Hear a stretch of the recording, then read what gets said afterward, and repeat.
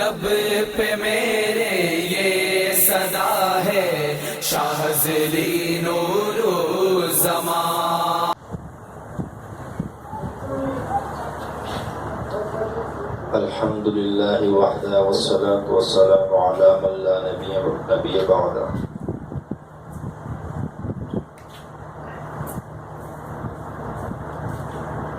میرے بھائیوں، بزرگوں اور دوستوں، اللہ جل جلالہ کا ہم سب پر کرم اور احسان ہے کہ اللہ تبارک و تعالی نے ہمیں اشرف المخلوقات میں پیدا فرمایا،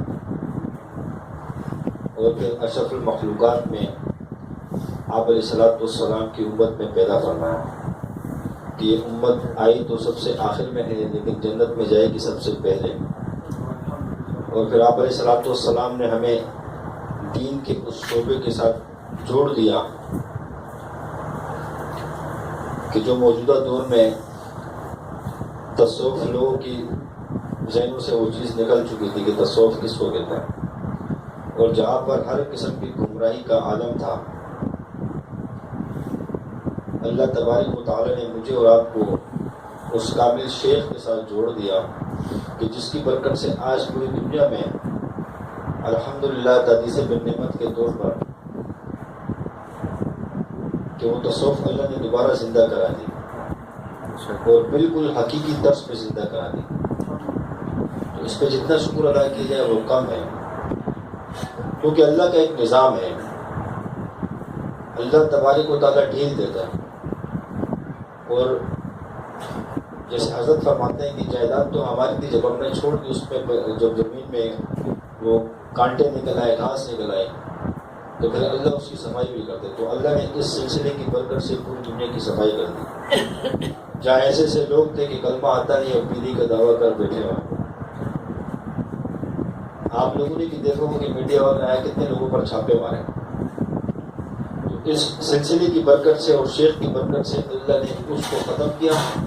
اور جو تصوف کی حقیقی معنوں میں کہ تصوف کا مقصد کیا ہے، اللہ تبارک و تعالیٰ نے ہمیں وہ نسبت عطا کر دی اور ہمیں اس شیخ کے ساتھ جوڑ دیا. اللہ نے یہ اللہ کا خصوصی فضل اور کرم ہوا.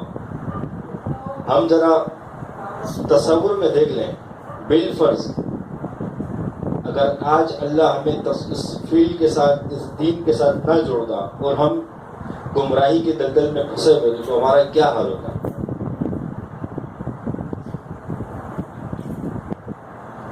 آپ علیہ الصلوۃ والسلام نے فرمایا، حدیث کا مفہوم ہے کہ اللہ جس کے ساتھ بھلائی کا معاملہ کرتا ہے اس کو دین کی سمجھ عطا کر دیتا ہے، یعنی اس کو دین کی سمجھ دے دیتا ہے. تو ہم اس پر شکر ادا کریں کہ اللہ جل جلالہ کا خصوصی فضل ہوا کہ اللہ نے ہمیں دین کی سمجھ عطا کر دی. علمی طور پہ تو ہم ضعیف ہیں، کمزور ہیں، یعنی وہ سمجھ کہ کم سے کم کسی نہ کسی درجے میں حلال حرام کی اللہ نے تمیز دے دی ہے، نماز کی پابندی کی اللہ نے کسی نہ کسی درجے میں توفیق دے دی ہے. اس درجے کی تو ہماری نماز نہیں ہے، لیکن نہ پڑھنے سے تو بہتر ہے کہ اللہ تبارک و تعالیٰ نے ٹوٹی ٹوٹی نماز پڑھنے کی توفیق دے دی. اللہ پاک نے علماء کی سمجھ دے دی کہ علماء آپ علیہ الصلوۃ والسلام کے وارث ہیں. اللہ والوں کی اللہ نے ہمیں پہچان کرا دی کہ اللہ والے اس مقصد کے لیے ہوتے ہیں. اللہ نے ان کی تمیز سکھا دی. یہ اللہ کا خصوصی کرم ہوا. اور حدیث کا مفہوم ہے کہ اللہ نے ہمیں جس سلسلے کے ساتھ منسلک کیا ہے موجودہ دور میں، جیسے کہ کثرت ذکر کرنا، یہ اللہ نے سلسلہ نقشبندیہ شاذلیہ کو یہ قوت اور تاثیر عطا فرمائی کہ آپ علیہ الصلوۃ والسلام نے فرمایا، جس کا مفہوم ہے کہ تم اللہ کا ذکر اتنی کثرت سے کرو کہ لوگ آپ کو پاگل اور مجنون کہنے لگے. تو سلسلے کی برکت سے اللہ نے وہ ذکر کا نصاب دے دیا. آج ہم اپنے شیخ کی برکت سے کتنا کروڑوں میں لاکھوں میں ذکر کرتے ہیں، تو کبھی پاگل تو نہیں ہوا. حالانکہ وہ حدیث کا مفہوم جو ہے اس کے ہم مزداق بن رہے ہیں کہ ہم لوگوں نے خود اس کا مشاہدہ کیا ہوگا کہ ہمارے گھر والے کہہ رہے ہیں کہ اتنا کس کام میں لگے ہو، پاگل ہو جاؤ گے. ہوا ہوگا مشاہدہ.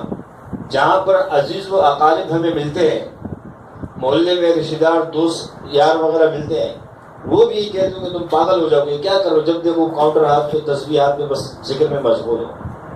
تو یہ سلسلے کی برکت سے ایک حدیث کا مفہوم ہے. آپ علیہ الصلوۃ والسلام نے فرمایا، جس کا مفہوم اس طرح سے کہ ایک شخص اللہ کے راستے میں صدقہ کر رہے ہیں، اللہ کے راستے میں مال خرچ کر رہے ہیں، اور ایک شخص اللہ کا ذکر کر رہا ہے، تو حدیث کا مفہوم ہے اس مال کو خرچ کرنے سے زیادہ بہتر وہ ذکر کرنے والا ہے، اس سے افضل ہے. یعنی ایک شخص کو اللہ نے پوری کائنات کے خزانے دے دیے، اور وہ پورے کائنات کے خزانے اللہ کے نام پہ تقسیم کر رہا ہے، لوگوں میں بانٹ رہے ہیں، اللہ کے لیے بانٹ رہے ہیں.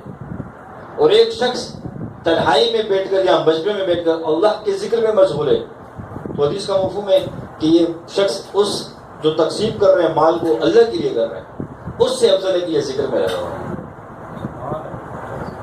مال تقسیم کرنے والے کے لیے، پوری کائنات کے خزانے خرچ کرنے والوں کے لیے جنت کی بشارت تو ہے، لیکن جنت کا کوئی مخصوص دروازہ نہیں ہے. لیکن ذاکرین کے لیے اللہ نے ایک خاص دروازہ منتخب کیا ہے، جس میں سے حدیث کا مفہوم ہے کہ ہنستے مسکراتے ہوئے جنت میں داخل ہو جائیں گے. حدیث کا مفہوم ہے کہ اہل جنت کو جنت میں جانے کے بعد کسی چیز کا کل وہ افسوس نہیں ہوگا بجز اس گھڑی کے جو اللہ کے ذکر سے غفلت میں گزرے ہوگی. یعنی اس ذکر کی برکت سے ایک شخص جنت کے اندر اللہ نے اس کو بہت ساری نعمتیں عطا فرمائی ہیں، اور ایک جنت میں ایک اچانک سے خوشبو آتی، وہ جنت ہی کہے گا، فرشتے سے پوچھے گا کہ یہ کیا معاملہ ہے کہ وہاں سے خوشبو آ گئی. یعنی اللہ نے اس کو ایک نعمت اس سے زیادہ دے دی، تو فرشتے فرمائیں گے کہ اس نے آپ سے ایک مرتبہ زیادہ پڑھا تھا سبحان اللہ، جس کی برکت سے اللہ نے یہ چیز دی. یہ ایک مرتبہ سبحان اللہ پڑھنے پر جو اللہ ہمیں دے رہا ہے، یہ تمہیں موت کے بعد پتہ چلے گا. حدیث کا مفہوم ہے کہ جس نے ایک مرتبہ سبحان اللہ پڑھا، کتنی مرتبہ؟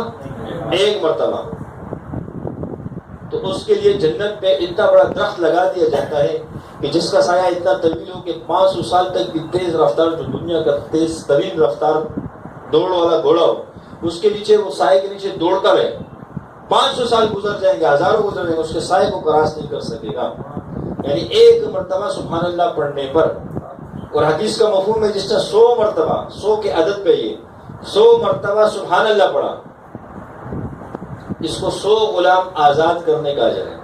کتنے کا؟ 100 غلام. اب مثال یوں ہے کہ ایک شخص کسی کافر کی قید میں، ٹھیک ہے، اب ہم جہاد کے ذریعے سے کسی بھی ذریعے سے اس کو آزاد کرا لیتے ہیں، اور ایک شخص 100 مرتبہ سبحان اللہ پڑھتا ہے، اس کا ایسا اجر ہے جسے 100 غلام اس نے آزاد کر دیا. اور جس سے 100 مرتبہ الحمدللہ پڑھا تو 100 گھوڑے بما ساز و سامان کے اللہ کے راستے جہاد میں دینے کا اجر ہے. اور جس سے 100 مرتبہ اللہ اکبر پڑھا تو 100 اونٹ اللہ کے راستے میں ذبح کرنے کا اجر ہے. تو یہ تو 100 کے عدد پہ ہے. اللہ کا فضل کرم شیخ کی برکت سے آج ہمارے سلسلے کا ہر ساتھی لاکھوں کروڑوں کی مقدار میں اللہ کا ذکر کر رہا ہے، اور روزانہ کی بنیاد پہ کر رہے ہیں. یہ حتاجی سے بھی نعمت کے طور پر. کسی شاذی سے بھی پوچھ لو تو وہ کہیں ہزاروں سے کم تعداد نہیں بتائے گا، روزانہ کی بنیاد پہ. تو بتاؤ ایک مرتبہ پر جب سبحان اللہ پہ یہ مل رہا ہے، اور پھر جو اتنا پھر کثیر و مختلف انداز میں ذکر.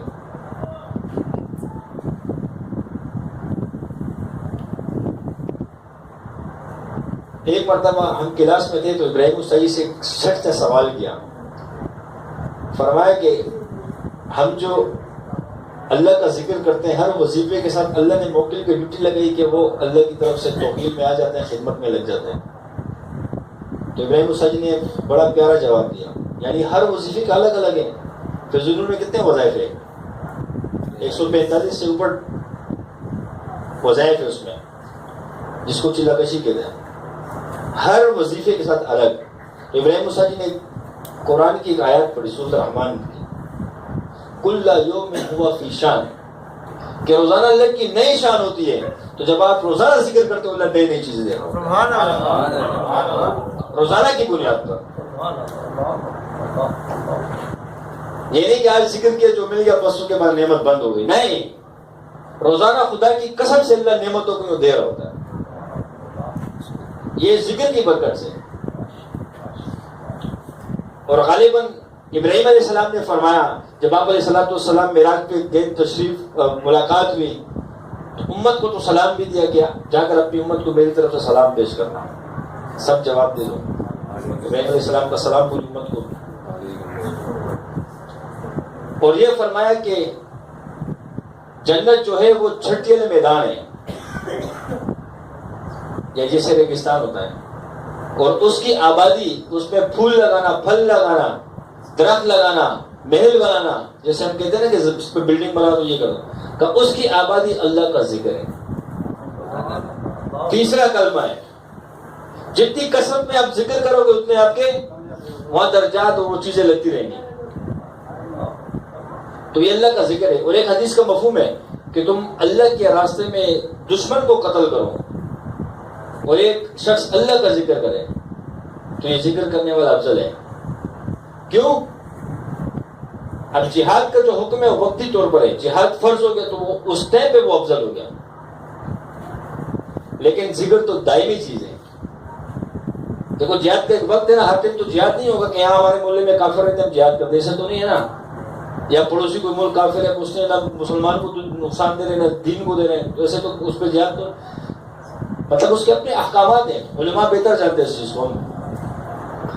وہ تو وقتی چیز ہے، نماز اپنے وقت پر پڑھنی ہے۔ فجر کی نماز ہم زور میں تو نہیں ادا کر سکتے، ہاں قضا ہو جائے تو وہ ایک الگ صورت ہے، لیکن اپنا وقت کا ایک تعین ہے ہر عبادت کے لیے۔ اب زکوٰۃ سال میں ایک دفعہ آتی ہے، وہ جب آتی ہے جب اس پہ واجب ہو جاتی ہے جب وہ زکوٰۃ دیتا ہے کہ نہیں؟ تو اسی طرح حج کے لیے بھی وہ بھی سال میں ایک دفعہ موقع آتا ہے۔ تو ہر عبادت کا ایک تعین ہے، لیکن اللہ کا ذکر ایسا ہے کہ جس کے لیے کوئی تعین نہیں ہے، کوئی قید نہیں ہے، کیونکہ قرآن میں خبر غیب اللہ فرماتے ہیں کہ چلتے پھرتے اٹھتے بیٹھتے میرا خوب ذکر کرو، کوئی قید نہیں ہے اس میں، اس لیے ذکر والا افضل ہے۔ تو اللہ تبارک و تعالیٰ نے مجھے اور آپ کو جو نعمت دی ہے اپنے شیخ کی برکت سے، یہ ہمارے شیخ کی برکت ہے اور اللہ کا خاص فضل ہے، اس میں ہمارا ذاتی کوئی کمال نہیں ہے۔ اب یہ ذکر ہم کیوں کر رہے ہیں؟ اس کی بھی ایک وجہ نا،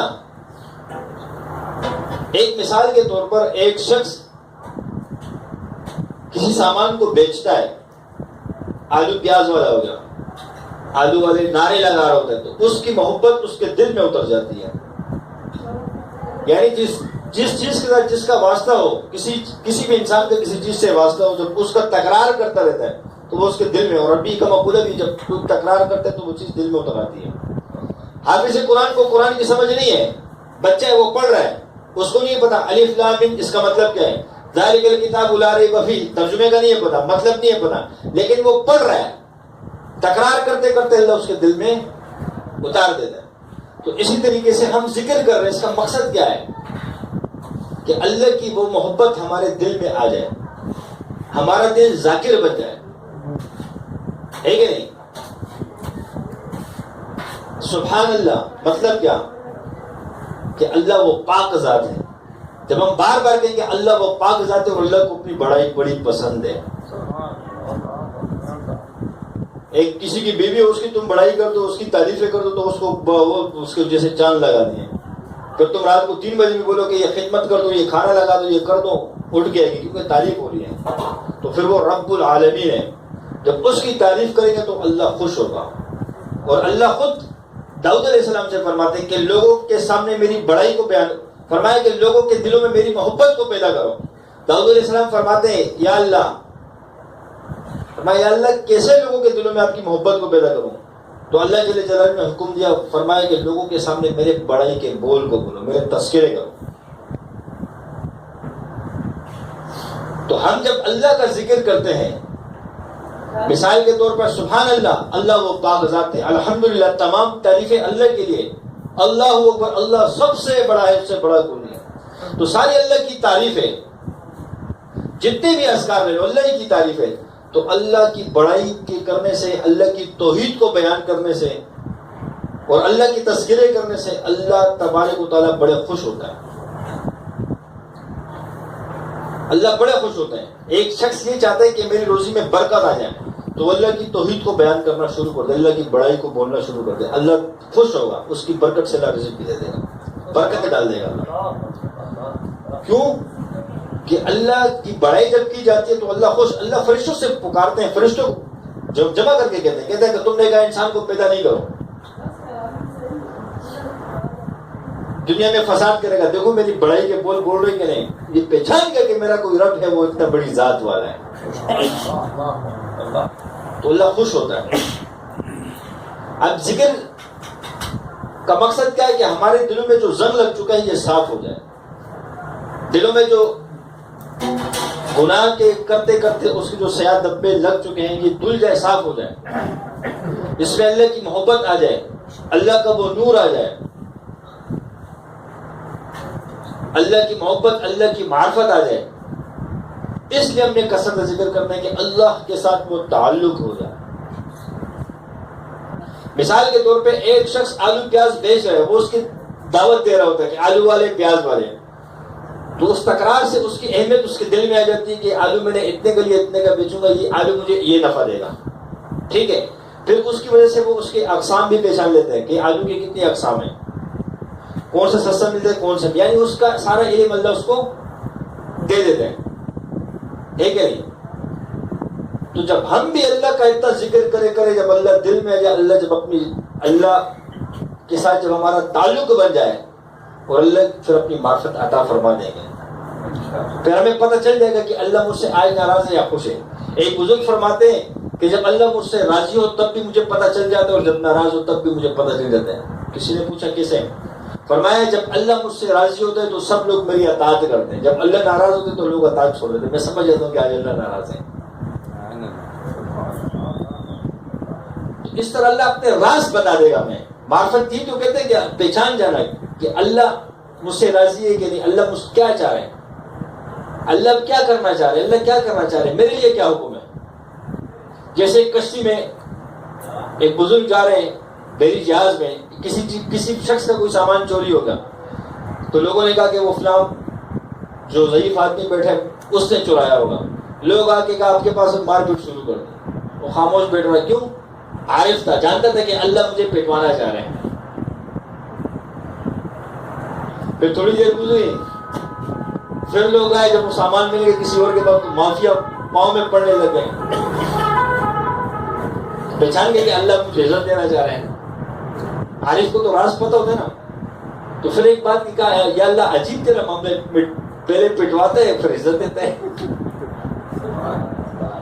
تو جب ہمیں اللہ اپنی معرفت دے دے گا تو ہمیں پتہ چل جائے گا کہ آج یہ میرا بھائی مجھ پر جو غصہ کر رہا ہے کیوں کر رہا ہے. کیونکہ اللہ کی جب معرفت حاصل ہو جائے گی پھر پتہ چل جائے گا کہیں اللہ کی طرف سے آزمائش تو نہیں ہے کہ اس کے ذریعے سے مجھے آزما رہے ہیں. ایسا تو نہیں کہ اللہ مجھے کوئی نعمت دینا چاہ رہے, میں اس کی قابلیت میرے اندر نہ ہو. اب مجھے اللہ آزما رہے کہ میں اس کو وہ چیز دوں یا نہ دوں. جب ہم عارف بن جائیں گے, اللہ اپنی معرفت دے دے گا تو پھر یہ راز اور رموز سب اللہ سمجھا دے گا. کیونکہ جب اللہ کسی کو بادشاہ دیتے تو اس کے طریقے بھی سکھا دیتا ہے. جب اللہ معرفت دے گا تو اللہ اس کے راز بھی سکھا دے گا. تو بھائی ذکر کرنے کا مقصد تو یہ ہے کہ اللہ کی ذاتی علی سے ہمارا تعلق بن جائے, اللہ کی محبت ہمارے دل کے اندر آ جائے, اور اللہ سے ہمارا ایسے تعلق بن جائے کہ جہاں جس گھڑی ہم اپنے رب کو پکارے فوراً اللہ کی مدد ہماری طرف متوجہ ہو. ایسے تعلق بن جائے. مثال کے طور پہ کچھ ہماری کمی بھی ہے. مثال کے طور پہ ایک شخص کا کوئی تعلق والا ہوتا ہے, S S P, D S P یا کرنل جنرل جو بھی ہوتا ہے. اب وہ اس کے تعلق کی بنا پر, چاہے وہ اس کا رشتہ دار ہو, بھائی ہو, دوست ہو, جو بھی ہو, یعنی اس کے ساتھ وہ ربط کی وجہ سے وہ اس پر اتنا اعتماد کرتا ہے کہ میں اس کو کسی کام کا کہہ دوں گا یہ فوراً کرے گا. اعتماد کرتے کہ نہیں کرتا؟ بعض اوقات جب اس کو اتنا مطمئن ہوتا ہے کہ میری فوراً وہ مدد کرے گا کسی بھی اس میں, تو وہ لوگوں کے سامنے بھی شیر ہو کے گھوم رہا ہوتا ہے, کیونکہ پتہ ہے پیچھے میری سپورٹ ہے, میری پاور ہے, میری جو دنیا میں ہر بے استعمال کی جاتی ہے کہ نہیں, تو وہ شیر ہو کے گھوم رہا ہوتا ہے. اگر ہم نے بھی اپنے اللہ کو پہچان لیا کہ اللہ میرے ساتھ, یا خدا کی قسم سے ہم بھی شیر ہو کے گھوم رہے ہیں, شیر ہو کے گھومیں گے, کیونکہ پتہ اللہ ہمارے ساتھ ہے. لیکن یہ ذکر کرنے کے ساتھ ساتھ کہ جب ہمیں اللہ ہمارے ساتھ ہے، ہمیں پتہ ہے کہ میں اب اللہ کے سامنے اپلیکیشن دوں گا، اللہ نے فوراً مدد بھیجنی ہے. جیسے صحابہ تھے، صحابہ کو معلوم تھا کہ اللہ ہمارے ساتھ ہے، فوراً جہاں ضرورت پڑتی تھی فوراً اپنے اللہ سے مدد حاصل کرتے تھے. پرسوں ساتھیوں سے بات چل رہی تھی کہ صحابہ ایسے تھے کہ وہ جب کسی کو دعوت دیتے تھے اور 3 باتیں کرتے تھے. اسلام قبول کر لو، اور سب سے پہلے دعوت کا انداز کیوں ہوتا تھا صحابہ کرام کا؟ فرماتے تھے اللہ تبارک و تعالیٰ نے حضرت محمد مصطفیٰ صلی اللہ علیہ وسلم کو آخری نبی بنا کر بھیجا، رسول بنا کر بھیجا. ہم نے ان کے ہاتھ پر کلمہ پڑھا اور اس کی دعوت لے کر آئے کہ آپ بھی ایمان لے کر آ جاؤ، ہماری طرح بن جاؤ. اور 3 دن کا ٹائم ہے، یا تو اسلام قبول کر لو، اسلام قبول نہیں کرتے پھر ہمیں جزیہ دو گے، جزیہ نہیں دو گے پھر ہمارا اور آپ کا مقابلہ ہے. اور صحابہ یہ سمجھتے تھے کہ تیسرا آپشن جب آئے گا، اول تو کہ اسلام قبول کر لے، ہمارے بھائی ہیں، ان کا تحفظ ہماری ذمہ داری ہے، ان کی جان مال عزت آبرو کا تحفظ ہماری ذمہ داری ہے. اور تب بھی اسلام قبول نہیں کرتے پھر جزیہ دیں گے، تب بھی ان کے جان مال کی تحفظ ہماری ذمہ داری ہے. اور اگر دونوں صورتوں پہ تیار نہیں ہوتے ہیں تو پھر لڑائی ہے ہماری. اور پھر لڑائی صحابہ فرماتے تھے کہ لڑائی پھر میرے ساتھ نہیں ہے، ہمارے ساتھ نہیں ہے. صحابہ تو ان کی اس رب کے ساتھ جن کی دعوت ہے، کیونکہ وہ ان کی بات کو نہیں مان رہے، کیونکہ وہ جو انکار کر رہے ہیں میری ذات کا انکار نہیں کر رہے، اللہ کی اس بات کا انکار کر رہے ہیں، اللہ کی وحدانیت کا انکار کر رہے ہیں، اللہ کے رسول صلی اللہ علیہ وسلم کا انکار کر رہے ہیں. تو لہٰذا اب ہماری لڑائی نہیں ہے، لڑائی تو اللہ کی ہے. وہ سمجھتے تھے صحابہ کہ جب اللہ کی لڑائی ہے تو اللہ اپنی جنگ خود لڑے گا، فرشتوں کو بھیجے گا خود. تو یہ صحابہ کے ایمان کا معیار تھا. تو ذکر سے بھی ہمیں وہ چیز حاصل ہو جائے کہ اللہ ہمارے ساتھ ہے.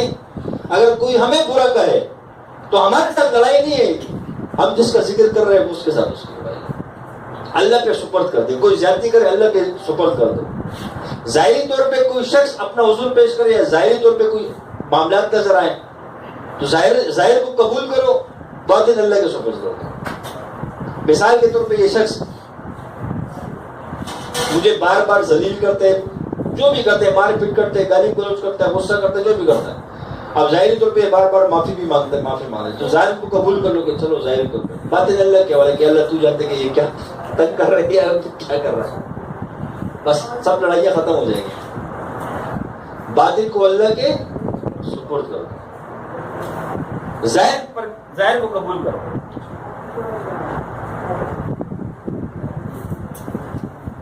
تو مطلب یہ کہ اللہ کی ذاتی علی کے ساتھ ہمارا وہ تعلق بن جائے کہ ہم اللہ کو پہچان جائیں. یہ جو ذکر کا مقصد ہے نا، یہی مقصد ہے کہ اللہ کے ساتھ ہمارا وہ تعلق بن جائے، اس رب کو ہم پہچان لیں. وہ اتنی بڑی قدرت والا رب ہے کہ جس رب نے اکیلے تنہا نہ کسی سے پیدا ہوا، نہ کسی نے جنا، نہ کسی کو جنا، وہ شروع سے تھا اور شروع سے ہے اور سب چیز ختم ہونے کے بعد بھی رہے گا. ایک دفعہ ایک عالم نے بڑی پیاری بات کہی تھی، فرمایا کہ اللہ ہمیشہ سے ہے اور ہمیشہ تک رہے گا. فرمایا کہ ہمیشہ کا لفظ بھی بہت چھوٹا پڑ جاتا. اللہ وہ ذات ہے جس کی نہ ابتدا ہے نہ انتہا ہے. اللہ کی کوئی ابتدا نہیں، کوئی انتہا نہیں. دیکھو ہمیشہ کا لفظ کہاں استعمال ہوتا ہے؟ کیونکہ ہمارے پاس وہ لفظ نہیں جو اللہ کی ذاتی علی کے لیے ہم استعمال کر ہی نہیں سکتے. کیوں؟ ہمیشہ کس کو کہتے ہیں کہ میں کراچی چھوڑ کے ہمیشہ پشاور چلا گیا رہنے کے لیے. ہمیشہ کہاں استعمال ہوا؟ 60 سال کے لیے، 50 سال کے لیے، ختم. اللہ ہمیشہ سے ہے، یعنی کائنات کسی چیز کا وجود ہے تو ہمیشہ کا لفظ چھوٹا پڑتا ہے. اللہ کی نہ ابتدا ہے نہ انتہا ہے، وحدہ لا شریک ہے، اس کے ساتھ کوئی شریک نہیں ہے. اس کو ہم پہچان لیں کہ ایک رب ہے، ہمارا رب ہے جس نے مجھے اور آپ کو پیدا کیا ہے. پوری کائنات کو 6 دن کے اندر پیدا کر دیا، بغیر کسی سبب کے، بغیر کسی اسباب کے. آسمانوں کے نظام کو بنایا، سمندروں کے نظام کو بنایا، زمین کی فرش کو بچھایا، ہواؤں کو چلایا، درختوں کو پیدا کیا، پھل فروٹ کو پیدا کیا، سبزیوں کو پیدا کیا، سمندر کے اندر مچھلیوں کو پیدا کیا، کتنی ساری مخلوقات پیدا کیا اللہ نے کم و بیش 50,000 مخلوقات کو پیدا کیا، 18,000 خشکی پہ اور باقی سمندر کے اندر، یعنی جو خشکی میں مخلوقات ہے وہ کل 18,000 ہے، کم ہے، اور جو سمندر ہے جو ہمیں نظر نہیں آتا اس کے اندر زیادہ مخلوقات ہیں، یعنی 32,000 سمندر کے اندر ہے۔ تو بتاؤ اس وہ رب کتنا قدرت والا ہے، کتنی قدرت والا ہے۔ انسان سوچتے ہیں کہ وہ رب کتنا طاقت والا ہے۔ دیکھو انسان کی ابتدا ہوئی آدم علیہ السلام سے، یہ اللہ کی سنت ہے کہ انسان سے انسان پیدا ہو رہا ہے کہ نہیں؟ اب دیکھیں کہ آدم علیہ السلام کو اللہ نے کس سے پیدا کیا؟ بغیر ماں سے، بغیر باپ سے۔ عیسیٰ علیہ السلام کو بغیر باپ کے اللہ نے پیدا کیا۔ دیکھو پھل کہاں سے آ رہے؟ درخت سے آ رہے نا، اور درخت کیسے اگرے؟ وہ پھل سے ہی اگرے، اس کے اندر بیج ہوتا ہے، وہ ایک کوپل بنتا ہے، پھر اس سے اللہ تناور درخت بنا دیتے ہیں۔ تو بتاؤ جو شروع میں آم آیا تو یہ کہاں سے آیا؟ اللہ کی قدرت سے۔ انڈا آتا ہے پہلے، انڈے سے چوزا آتا ہے، وہ چوزا پھر مرغی بن جاتا ہے، مرغا بن جاتا ہے۔ تو بتاؤ شروع میں جو مرغی آئی تو وہ کہاں سے آئی؟ تو ایسی قدرت والا رب ہے۔ زندگی اور موت اس کے ہاتھ میں، کسی کے ہاتھ میں نہیں۔ صحت اور بیماری اس اللہ کے ہاتھ میں ہے، غم اور خوشی کا دینا اس اللہ کے ہاتھ میں ہے، پریشان کر دینا اس رب کے ہاتھ میں ہے، نقصان کے اندر فائدہ دے دینا اس رب کے ہاتھ میں ہے، اور فائدے کے اندر نقصان دے دینا اس رب کے ہاتھ میں ہے۔ کیا کریں؟ ایک شخص کو فوجوں سے مروا دے یا لگڑے مچھر سے مروا دے، اس کی قدرت ہے۔ نمرود کو لگڑے مچھر سے جو بادشاہی کا دعویٰ، تخت کے اندر فوج موجود ہے۔ جو لوگ اللہ کے بڑائی کے بول بولتے ہیں، خدا کی قسم سے دنیا اس کا بال بھی بھیگا نہیں کر سکتی۔ جو اللہ کی بڑائی کے بول کو بولتے ہیں دعوت کے ذریعے سے، ذکر کے ذریعے سے، انبیاء کیا تھے؟ اللہ کی بڑائی بیان کرتے تھے کہ نہیں؟ دعوت دیتے تھے کہ نہیں؟ تو انبیاء کے ساتھ کس کی مدد تھی؟ براہ راست اللہ کی مدد۔ صحابہ کس کی بڑائی بولتے تھے؟ اللہ کی بڑائی۔ دعوت کس کی دیتے تھے؟ اللہ کی۔ تو مدد کس کی تھی؟ اللہ کی۔ آج میں اور آپ کی مخلوق کی طرف جا رہے اس رب کو چھوڑ دیا ہم نے۔ موسیٰ علیہ السلام کے مقابلے میں فرعون آیا تو موسیٰ علیہ السلام کے ساتھ مدد کس کی آئی؟ اللہ کی آئی، کیونکہ دائی کے ساتھ جو اللہ کے بڑائی کے بول کو بولے اس کے ساتھ اللہ کی مدد ہے، اور جو اللہ کے بڑائی کے بول کے جو تذکرے کرتا ہو، اللہ کے بڑائی کے بول کو بولتا ہو، اللہ کی دعوت دیتا ہو، جو اس کے ساتھ ٹکرائے گا اس کا کھانا خراب ہوگا خود بخود ہی۔ فرعون آیا، ٹکرایا، غرق۔ نمرود آیا ابراہیم علیہ السلام کے مقابلے میں، غرق، تباہ ہو گیا۔ کیسے تباہ ہو گیا؟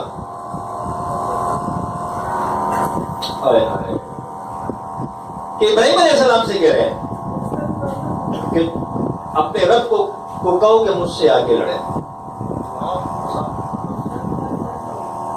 کس سے کہو؟ ایک دن بھی طے کر لیا، کل یا پرسوں، بس آپ کے رب کے ساتھ میری لڑائی ہے، میری فوج اپنے رب کو کہ فوج لینا ہے، چیلنج کر دیا۔ اب وہ وقت قریب آیا، اب لڑائی لڑنی ہے، وقت قریب آیا۔ ابراہیم علیہ السلام پریشان، کیا ہوا؟ اللہ نے کہا پیچھے دیکھ، اوپر دیکھ۔ جب دیکھا مچھروں کی فوج آ رہی ہے۔ کس کی فوج آ رہی ہے؟ ہاں، کسی کو ابابیل سے اڑا دے، کسی کو مچھر سے، وہ اس کی مرضی ہے۔ جو اللہ کی بڑائی کے بول کو بولتا ہے اور دائی ہے، اللہ اس کے ساتھ ہے۔ ہم کیوں گھبرائے؟ ہم تو اللہ کے شکر، اللہ نے توفیق دی، اللہ کا ذکر کرتے، اللہ کی بڑائی کرتے رہتے ہیں، ہر ٹائم ہر دم لگ رہے تھے اللہ تو پاک ہے، تمام تعریفیں تیرے لیے، تو سب سے بڑا ہے۔ ہم کیوں گھبرائے؟ اللہ ہمارے ساتھ ہے۔ اللہ کے بڑائی کے بول بولنے والا اور دعوت دینے والے کے ساتھ اللہ کی ذات کی علی کی نغز مدد ہے کہ جب ابراہیم علیہ السلام کو اللہ نے کہا پریشان کے اوپر دے کا فوج، فرمایا اللہ یہ کیا کریں گے؟ تو چھوٹے چھوٹے بچے رہے، کہا تو جا کام میرا ہے بس۔ وہ جب فرعون نمرود کے سامنے گیا مقابلے کے لیے تو نمرود بھی ہنسنے لگے، کیا لے کر آئے تو، تیرا رب کدھر ہے جس سے میں مقابلہ تم لڑوں؟ لشکر آ رہے ہیں اور یقین کرو لاکھوں کی مقدار میں نمرود کا لشکر، علماء سے سنتے ہیں، وہ مچھر گئے اس کی فوج پہ حملہ کیا، نمرود پہ نہیں کیا، اس کے فوج پہ حملہ کیا، اس کے فوج کو کاٹنے لگے۔ آج تو مچھر خون چوستے نا، انہوں نے گوشت کھانا شروع کر دیا، سارا گوشت کھایا، ہڈیاں بھی گر گئی۔ وہ قدرت والا ہے، اللہ کے بندو ذکر کرنے والوں کے ساتھ تو اللہ کی مدد ہے۔ ہم چھوٹی چھوٹی بات پہ کیوں پریشان ہو؟ اللہ ہمارے ساتھ ہے، وہ ہمارا رب ہے۔ یار ایک دنیا کا قانون ہے، اگر میں کسی کی ذات پر غیرت کرتا ہوں اور میں کہیں پھنس جاتا ہوں، وہ میری مدد ضرور کرتا ہے۔ کیوں؟ وہ کہتا ہے کہ یار یہ مجھ پر غیرت کرتے ہیں، مجھ پر اعتماد کرتے ہیں، مجھ پر اس کا بھروسہ ہے، میں اس کے بھروسے کو نہیں توڑ سکتا۔ مثال کے طور پہ بھائی کے لیے خون کا رشتہ ہے تو کتنا غم بڑے آپس میں نہیں لگتی ہو، لیکن جب کوئی عبادت کیا کہتے نہیں میرا بھائی ہے میں اس کی مدد کروں گا، تو وہ ہمارا رب نہ کرے گا نا مدد۔ ہم اپنے رب کو بلا دیتے ہیں، پریشان ہو جائے تو اللہ کی طرف متوجہ ہو جائے نا۔ جتنا بھائی پہ غیرت کرتے ہیں یا کوئی افسر جاننے والا اس پہ غیرت کرتے ہیں، کہ غیرت اللہ کی ذات پہ کیوں نہیں کرتا؟ کہ جس کے ہم تذکرے کرتے ہیں، جس کے ہم بڑائی کے بول رہے ہیں، وہ ہمارے ساتھ ہے نا، ہمیں کیوں گھبرانے کی ضرورت ہے؟ اللہ ہمارے ساتھ تھا، ہے اور رہے گا انشاءاللہ۔ ہمارے پورے سلسلے کے ساتھ اللہ کی مدد ہے، ہمارے شیوخ کے ساتھ ہے، سلسلے کے خلفاؤں کے ساتھ ہے، تمام سلسلے کے ہر ساتھی کے ساتھ اللہ کی مدد ہے، اور ہر وہ بندہ جو اللہ کے دین کے کام کو کر رہے اس کے ساتھ اللہ کی مدد ہے۔ تو بھائی وہ مچھروں نے ساری فوج کا گوشت کھایا، ہڈیاں نے بھی گر گیا، اب نمرود رہ گیا۔ نمرود نے جب دیکھا حیران ہو گیا کہ یہ کیا معاملہ ہوا، تو اللہ کے ساتھ لڑنے کی بات کرو، تو اللہ کی ایک چھوٹی مخلوق کے ساتھ تو لڑا ہے۔ اچھا پھر اس پہ ایک لنگڑا مچھر تھا، وہ اس کے کپڑوں پہ بیٹھ گیا۔ جب نمرود نے سارا منظر دیکھا فوراً بھاگتے بھاگتے محل میں گھس گیا، اپنے کمرے میں گھس گیا۔ بیگم بولتی ہے یہ کیا؟ وہ دیکھا مچھر، جسے اس کو مارنے لگے جیسے ہم پہ مکھی بیٹھ جاتی بھگاتے ہیں، تو اس کے ناک میں گھسا، دماغ میں گھسا۔ جب وہ اس کو دماغ میں ڈنگ مارے، اللہ اس کو ذلیل کروا رہے ہیں ایک لنگڑے مچھر سے۔ اللہ تو یوں بھی ختم کر دے، اللہ تو حکم کر دے بس ختم، مچھر کو بیچنے کی ضرورت نہیں ہے۔ لیکن اللہ نے ہمیں بتلانا ہے کہ دائی کے ساتھ اللہ کی مدد ہوتی ہے۔ جب دائی کو کوئی چھیڑتا ہے، ذکر کرنے والے کو کوئی چھیڑتے ہے، خدا کی قسم سے اللہ کی ذاتیہ کی اللہ کی فوج حرکت میں جاتی۔ فرشتے کہتے ہیں اللہ جلدی حکم دے جائیں تیری بندے کی مدد کرنے، جلدی حکم دے جائیں۔ فرشتے انتظار میں ہوتے ہیں، اللہ جلدی حکم دے۔ جیسے حدیث کا مفہوم سنے نا کہ بعض لوگ ایسے ہوتے ہیں کہ جو روزانہ ذکر کرتے ہیں تو فرشتے ان سے مانوس ہو جاتے ہیں۔ جب وہ کسی مقصد کے لیے دعا کرتے ہیں، فرشتے کہتے ہیں آمین، فرشتے سفارش کرتے ہیں یا اللہ یہ تو کوئی مانوس آواز، کوئی جانی پہچانی آواز لگ رہی ہے، اللہ تو اس کی حاجت پوری کرتا ہے۔ اور جو یعنی اعمال کے اندر کمزوری ہو، جب وہ پکارتے ہیں اپنی مصیبت پہ اللہ کی طرف، فرشتے کہتے ہیں اللہ آج تو ایسی آواز سننے جو کبھی ہم نے سن نہیں۔ تو جب ہم اللہ کا ذکر کرتے ہیں تو اللہ نے فرشتوں کو مانوس کیا ہے نا، یقین رکھو اس چیز کا، فرشتے لکھ بھی لینا۔ تو جب کوئی مصیبت پہ پھنس جاتا ہے تو پھر وہ فرشتے حرکت میں آتے ہیں، کہتے ہیں اللہ جلدی میں، جیسے ابراہیم علیہ السلام آگ کے اندر فرشتوں کے اندر کلبلی بچ گئی، اللہ سے خود کہہ رہے ہیں اللہ تو حکم دے تیری خلیل کی مدد کرے، یا اللہ حکم دے تیرے خلیل کی مدد کرنے جائے۔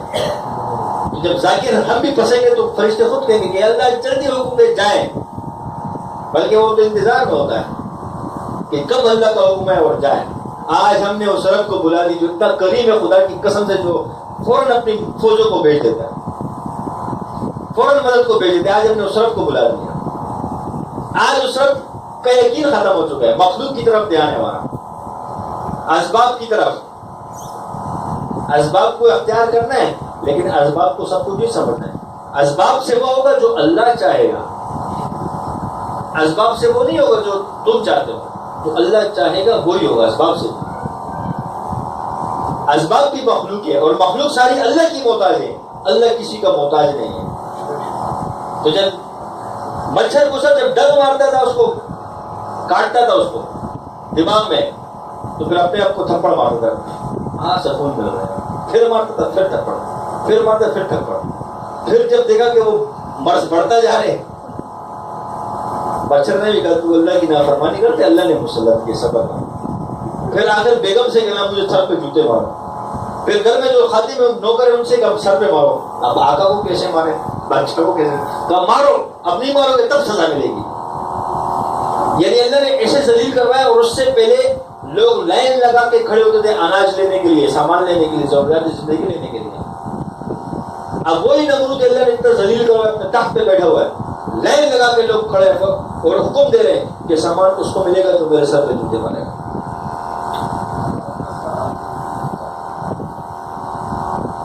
سامان کس کو ملے گا؟ جو میرے سر پہ جوتا مارے گا، جو نہیں مارے گا اس کو نہیں ملے گا۔ اس رب کے خزانوں میں کوئی کمی ہے؟ وہ اتنا بڑا طاقتور رب ہمارے ساتھ ہے تو ہم کیوں ڈرے؟ کس چیز سے ڈرے؟ کیوں مخلوق سے ڈرے؟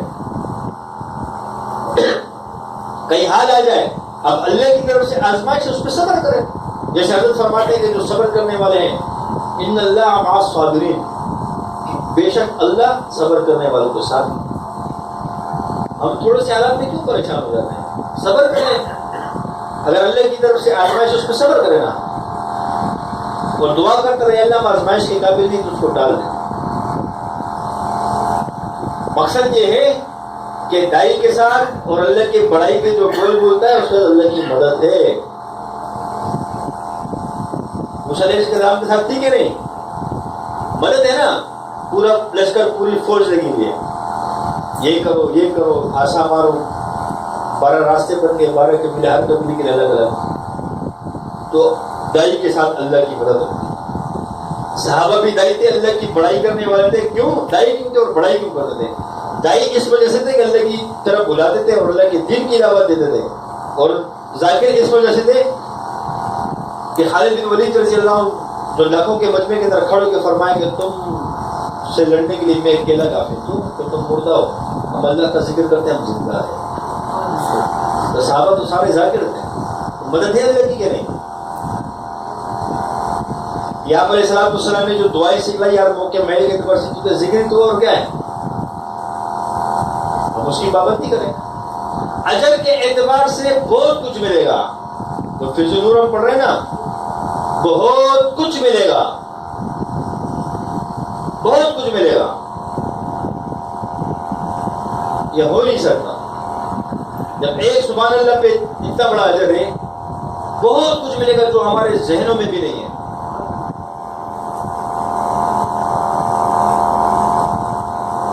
تو میرے بھائیوں بزرگوں دوستوں، ذکر کو کریں دھیان کے ساتھ، بس یہ توجہ ہو کہ اللہ مجھے دیکھ رہا ہے، اللہ مجھے سن رہا ہے، کہ میں اللہ کی بڑائی کے بول کو بولوں، اور اپنے ذکر پہ یقین ہو کہ اس کی برکت سے اللہ کے ساتھ تعلق ہو۔ اپنے ذکر پہ بدگمانی نہ ہو کہ میں اتنا ذکر کر رہا ہوں اور مجھ پہ وسوسے آ رہی ہیں، یہ سب شیطان کی چالیں ہوتی ہیں۔ بعض اوقات شیطان نورانی چال چلتا ہے۔ اپنے ذکر پر اعتماد کرو، یقین کرو کہ میرا ذکر ہے، اس کی برکت سے اللہ کے ساتھ تعلق بن رہا ہے۔ کہ ہمیں جو بڑوں کی طرف سے ذکر کی اجازت ملی ہے، بڑوں کی توجہ اس میں شامل ہے، بڑوں کی محبت اس میں شامل ہے، بڑوں کی شفقت اس میں شامل ہے، بڑوں کو جو نسبت اللہ نے دی وہ اس میں شامل ہے، اس نسبت کی برکت سے اللہ کے ساتھ میرا تعلق بن رہا ہے۔ بھائی یقین ہو اس بات پر، تو اللہ کی ذاتی علی کے ساتھ ہمارا تعلق بن جائے گا۔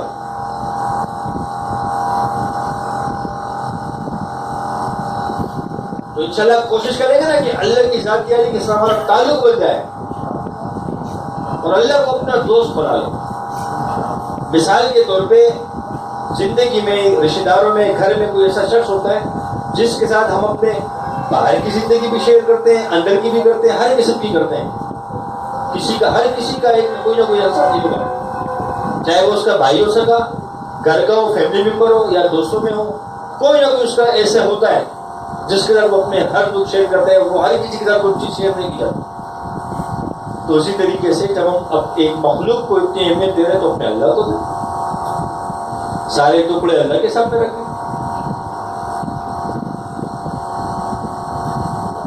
اللہ کے سامنے رکھے نا, اللہ کو اپنا دوست بنائے کہ اللہ ہمارا دوست ہے, ہمارا رب ہے, ہمارے پالنے والا ہے. اس کے سامنے سارے ٹکڑے رکھے, سارے حالات رکھتے کہ اللہ یہ مسئلہ ہے, اور یقین کے ساتھ کہ اللہ کرنا ہے, یہ تمہیں مسئلہ, یہ میرا کام حل کرنا ہے تمہیں اللہ. جیسے کہتے ہیں نا کہ بچہ جب کوئی حاجت منواتے ہیں اپنے والدین سے تو اس کے دامن کو پکڑ لیتے ہیں, نہیں یہ ضد کرتے ہیں کہ نہیں یہ چیز دلاؤ, یہ کرو, یہ کرو, کرتے کہ نہیں کرنا, ہمارے گھروں میں ہوتے تھے. تو اسی طریقے سے ہم بھی اللہ کے دامن کو پکڑ لیں, نہیں اللہ یہ کام کرنا ہے, میں پھنس چکا ہوں, میرا یہ مسئلہ حل کرنا ہے, یا اللہ مجھے اس چیز کی ضرورت ہے, یہ کرنا ہے. ہم بھی اللہ کو اپنی محبت دکھائے, اپنی تڑپ دکھائے نا. یا تو اللہ کے سامنے کوئی مثال کے طور پہ وہ بچہ بن جائے جو والدین کے دامن کو پکڑ کے سارے کام کروا لیتا ہے, یا تو اللہ کو وہ دوست بنا لے جس کے سامنے سارے ٹکڑے شیئر کرے, آپ شام میری مدد کر, اور اللہ اس پہ خوش ہوتا ہے. اللہ کہتے کہ دیکھ یہ مجھے پہچانتا ہے کہ میں اس کا رب مجھے مجھ سے مانگ رہا ہے, کسی مخلوق سے نہیں مانگ رہا. اللہ تو خوش ہوتا ہے. آپ علیہ الصلوۃ والسلام نے فرمایا جس کا مفہوم ہے کہ ایک جوتے کا تسمہ ٹوٹ جائے وہ بھی اپنے اللہ سے مانگو. صحابہ تو نمک بھی اللہ سے مانگتے تھے. رابعہ بصری رحمۃ اللہ علیہ گھر میں مہمان ہے, ہانڈی پکا رہی ہے, پیاز نہیں ہے. اب تعلق تھا اللہ کے ساتھ, اب آسمانی کی طرف دیکھا, کہا یا اللہ تو جانتا ہے میرے رب, میرے کوئی اولاد.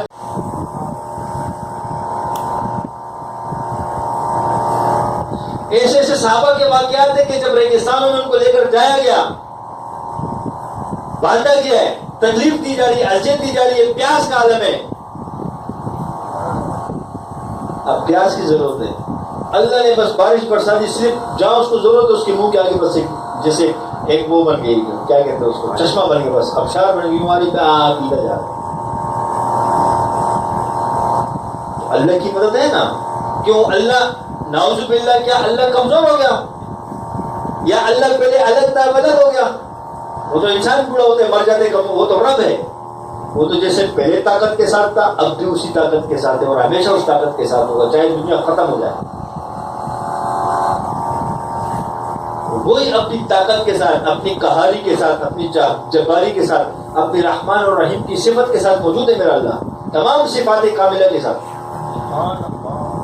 اس کے صفات میں کوئی کمی تو نہیں ہے, ہمارے اندر کمی ہے اور آ گئی ہے. اللہ کے خزانوں میں کسی چیز کی کمی نہیں ہے. اللہ اب بھی وہی ہے جو صحابہ کے دور میں تھا, اللہ اب بھی وہی ہے جو آدم علیہ السلام کے دور میں تھا. تو اللہ کے ساتھ تعلق بنائیں گے نا انشاءاللہ. اور انشاءاللہ لنگر کے بعد جو ہے ساتھیوں سے مشورہ ہوگا, بس تھوڑا سا ٹائم دے کے مشورہ کرنا اجتماع کے حوالے سے, اور دیگر چند چیزیں سامنے رکھیں گے انشاءاللہ. مختصر سا ہوگا, صرف بات نہ کریں رکھیں گے, ٹھیک ہے انشاءاللہ. ساتھ اس میں بیٹھ جائیں, شرکت کر لیں, اور اب ذکر کا حلقہ ہوگا انشاءاللہ قریب ہے.